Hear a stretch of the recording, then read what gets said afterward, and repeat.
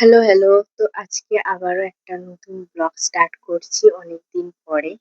তো তোমরা সবাই কেমন আছো? আশা করি তোমরা সবাই অনেক ভালো আছো। আমিও অনেক ভালো আছি।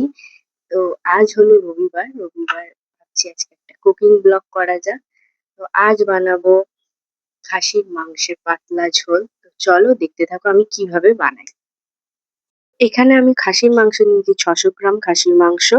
তো ভালো করে পরিষ্কার করে ধুয়ে নেওয়া হয়ে গেছে। আর এই যে দেখছো এখানে আলুও কাটা আমার কমপ্লিট। আলুগুলোর সাইজ এরকম রেখেছি। আর টমেটো, পেঁয়াজ যা যা আর কি লাগে মাংসেতে এমনি করতে। তো এখানে আমি দিয়ে দিয়েছি ২ চামচ আদা বাটা, ২ চামচ রসুন বাটা, তারপরে ২ চামচ হলুদ গুঁড়ো, ২ চামচ লঙ্কার গুঁড়ো, ২ চামচ ধনে জিরে গুঁড়ো। আমি এখানে আমার চামচটা ছোট বলে আমি এখানে ২ চামচ দিয়েছি। তোমাদের চামচ বড় হলে তোমরা ১ চামচ করে দিয়ে দেবে।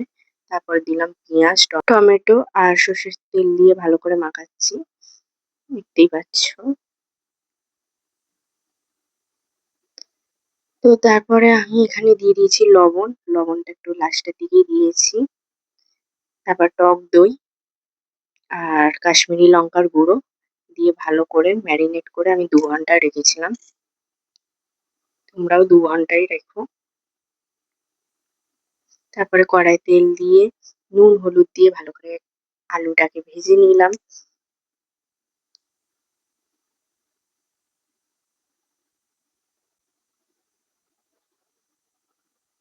আলু ভাজা কমপ্লিট। এবারে একটা পাত্রে তুলে নিলাম আলু। তো সেই তেলেতেই আমি দিয়ে দিয়েছি তেজপাতা, গোটা গরম মশলা, দারুচিনি, এলাচ, লবঙ্গ দিয়ে তারপর মাংসগুলো ঢেলে দিলাম, ম্যারিনেট করা মাংস। তো এখানে আমি ভালোভাবে কষিয়ে নিয়েছি মাংসটাকে অনেকক্ষণ ধরে। তো কষানোর পর আমি এবার দিয়ে দিচ্ছি প্রেসার কুকারে। আর প্রেসার কুকারে মাংস দেওয়ার পর তোমরা গরম জল দেবে, ঠান্ডা জল দেবে না। আমি এখানে গরম জল ইউজ করছি। দেওয়ার পর এখানে আমি টোটাল সিটি দিয়েছি ৭ টা সিটি। তারপরে আমি আবার আলু দিয়েছি। আলু দেওয়ার পর আরো ২ টো সিটি দিয়েছি।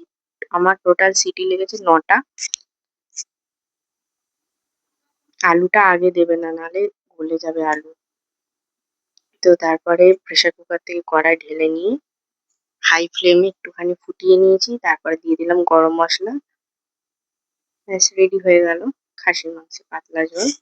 ভিডিওটা ভালো লাগলে লাইক, কমেন্ট, শেয়ার, সাবস্ক্রাইব করে দিও। চলো টাটা বাই।